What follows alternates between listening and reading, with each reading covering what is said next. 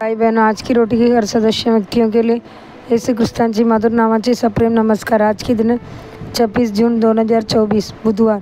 ज्याने उत्तर दिले, माझ्या दुःखामुळे मी परमेश्वराचा दावा केला आणि त्याने मला उत्तर दिले। मी अधोलोकाच्या पोटातून ओरडलो आणि तू माझा आवाज ऐकलास। योना 2 अध्याय 2 वचन। योना संदेष्टा त्यांची जीवनासाठी एक मोठा संघर्ष झाला।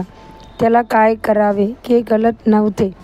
देवाच्या इच्छेचे उल्लंघन करून त्याने दर्शिश सागराची प्रवास केल्यामुळे तो प्रवास करत असलेल्या जहाजाचे मोठे नुकसान झाले।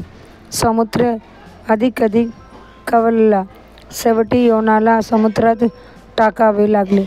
एका मोठ्या माशाने त्याला किल्लेले आणि योनाला त्या माशाच्या पोटात 3 दिवस आणि रात्र काढावी लागली। फक्त त्या परिस्थितीत स्वतःची कल्पना करा, जीवन किंवा मृत्यूची परिस्थिती।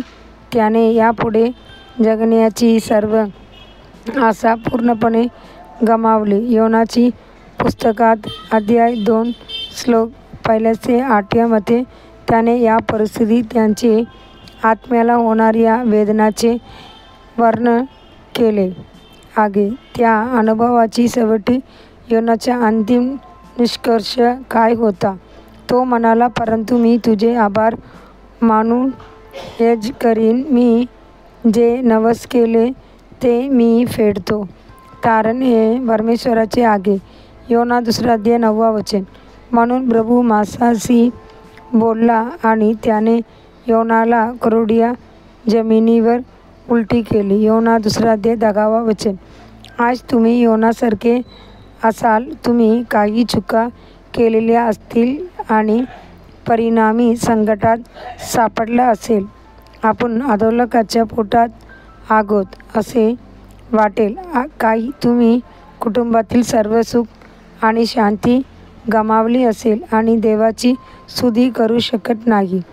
अशा परिस्थितीतही परमेश्वराची स्तुती करण्याचे दृढ निश्चय करा। अशी स्तुती केवळ तुमच्या ओठांवरून वरवरची नसावी, तर ती प्रामाणिक आणि तुमच्या अंतःकरणाची खोलीतून असावी। एका बहिणीला एका लहान मुलासह गंभीर गोवर झाला आणि अंधाराला किल्लेला होता। मदतीला कोणीच नव्हते। तिला खूप ताप होता आणि बाळाची काळजी घेऊ शकत नाही किंवा तिच्या नवऱ्यासाठी स्वयंपाक नाही। तिने परमेश्वराला ओरडून विचारले, का प्रभू, मला का रोग का आला? मग परमेश्वराने तिला रिकामी टोपली दाखवली। तो तिच्याशी बोलला आणि म्हणाला, तुझी टोपली रिकामी आहे, कारण तुझ्या तोंडात स्तुती नाही। मध्यरात्रीचा 1 वाजला होता। लगेच त्या बहिणीने गुडघे टेकले आणि परमेश्वराची स्तुती आणि गौरव करू लागली। तिच्या धक्क्यामुळे ती देवाची स्तुती आणि स्तुती करत असताना झोपी गेली। ती सकाळी उठली की तिच्या आजारातून पूर्णपणे बरे झाल्याने तिला आनंदाने आश्चर्य वाटले। ती पूर्णपणे ताजीतवानी झाली होती।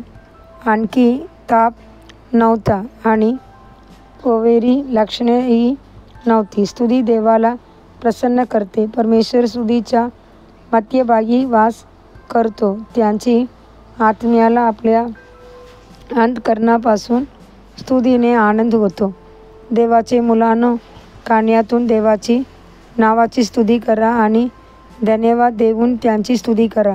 स्तोत्र 69 अध्याय 30 वचन। पुढील ध्यानासाठी श्लोक म्हणून त्यांच्याद्वारे आपण देवाला स्तुतीचे हेच म्हणजे आपल्या ओठांचे फळ त्यांचे नावाचे आभार मानत सतत अर्पण करूया। इब्री 13 अध्याय 15 वचन। दिवसासाठी बायबल वचन सकाळी आयुब 5 अध्याय 6 अध्याय 7 वचन। संध्याकाळी प्रसिद्धाची कृत्य 8वा अध्याय 1 से 25वा वचन. धन्यवाद.